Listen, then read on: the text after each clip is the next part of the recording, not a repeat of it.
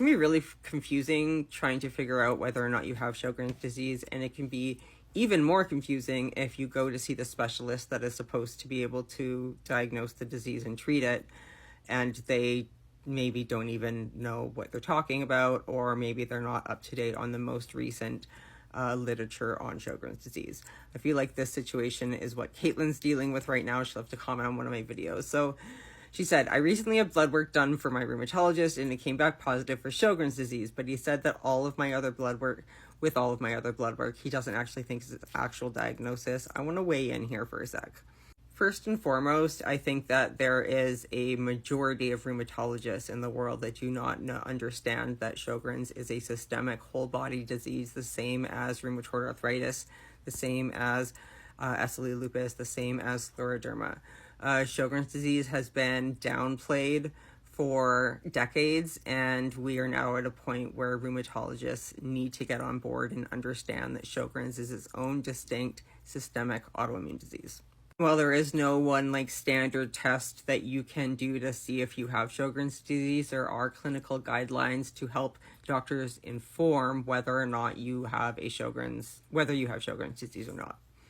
And so I am going to make the assumption that if your rheumatologist did blood work and it came back positive for Sjogren's, that means you either have a positive SSA or a positive SSB antibody. And so if you have a positive in either one of those blood markers plus a prolonged period of time with dry eyes or dry mouth, then this can help inform a Sjogren's diagnosis.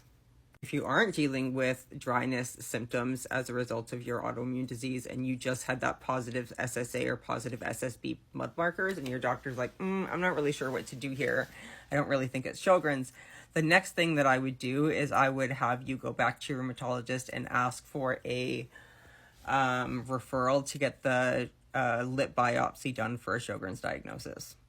And the lip biopsy helps give a more concrete, definitive answer on whether or not you might have Sjogren's disease.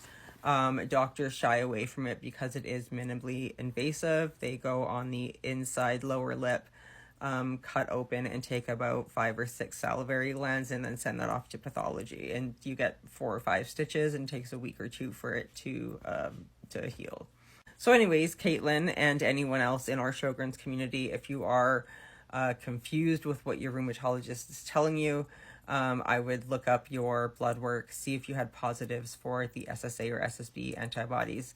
And if you do, and if your rheumatologist is still like, I don't really want to give you a Sjogren's diagnosis, I would then push to see if you can go for the lip biopsy to help inform the diagnosis.